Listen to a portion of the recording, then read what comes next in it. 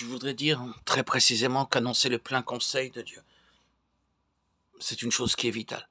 Je me demande si la pauvre condition spirituelle parmi les convertis dans la chrétienté n'est pas due à une prédication inadéquate, tronquée. Les hommes ont peur d'aller trop loin. Mais ils disent, prêchez le simple évangile du pardon des péchés, du jugement passé et de l'espérance d'aller au ciel. Ils font de l'individu l'objet de tout cela, au lieu de considérer le conseil éternel de Dieu. Oui, le pauvre état parmi les chrétiens est dû au fait que tout le conseil de Dieu ne leur a pas été enseigné au début. Je ne crois pas qu'il soit nécessaire de réserver cela quand ils auront atteint un certain degré où, selon nous, ils pourront mieux l'accepter. Pourquoi ne devrions-nous pas aller déclarer aux hommes qui ne sont pas sauvés que Dieu, de toute éternité, les avait vus et que maintenant il vient leur annoncer, leur dire pourquoi il les avait vus et quel était le grand but de tout cela dans son Fils Jésus-Christ. Je pense que nous aurions de meilleurs convertis et un meilleur état des choses dans l'Église. Je crois que les gens seraient qualitativement beaucoup mieux nés de nouveau, dans le sens d'une plus grande profondeur qu'ils ne le sont. Beaucoup sont de très pauvres nouveau-nés, et leur petite enfance s'est beaucoup trop prolongée, beaucoup trop étalée dans le temps. Paul dit aux anciens d'Éphèse, « Je n'ai mis aucune réserve à vous annoncer tout le conseil de Dieu. » Acte 20, 27. Et ce fut avant d'écrire sa lettre aux Éphésiens. Oui, annoncer tout le conseil, c'est la seule garantie pour la croissance. Un autre aspect concernant cette proclamation, c'est que nous devons garder présent à l'esprit que l'évangile est essentiellement quelque chose de divin et de spirituel. Quand Paul parle du mystère de l'évangile, il le fait en relation avec tout ce qu'il dit dans les lieux célestes en Christ.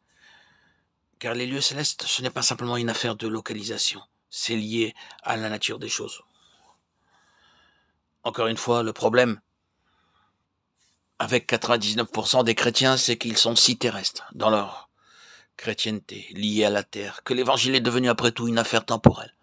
Pour eux, il s'agit de savoir comment cela affectera les choses ici-bas, dans le temps présent.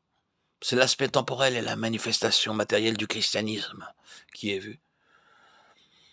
La mesure réelle du christianisme, c'est la mesure de la spiritualité, ce qui signifie la mesure dans laquelle le Seigneur qui est dans le ciel sera connu et manifesté en nous ici-bas. Tout jaillit d'un Christ élevé dans la gloire et hors de ce monde. Tandis qu'il était ici-bas, il était limité par toutes sortes de choses, et plus que tout autre, par cette limitation qui émanait de celui qui lui était associé et très proche de lui. Quand il est allé au ciel et que l'Esprit vint, ils ont reçu un merveilleux élargissement, leur permettant de mieux saisir Christ. Ce ne fut plus quelqu'un de terrestre ni de temporel.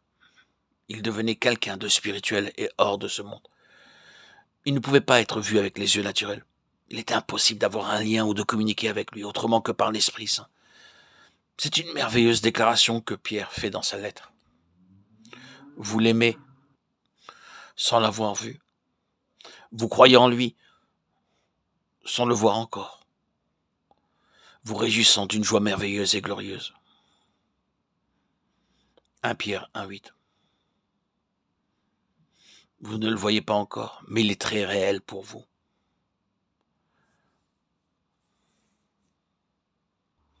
Votre connaissance est entièrement spirituelle. Le principe de la spiritualité et du céleste doit avoir une signification de plus en plus grande pour nous à mesure que nous progressons. Comme Paul l'écrivait aux Colossiens, si donc vous êtes ressuscité avec Christ, cherchez les choses d'en haut, où Christ est assis à la droite de Dieu. Attachez-vous aux choses d'en haut et non à celles qui sont sur la terre, car vous êtes morts et votre vie est cachée avec Christ en Dieu. Quand Christ, votre vie paraîtra, alors vous paraîtrez aussi avec lui dans la gloire. Colossiens 3, 1, 4.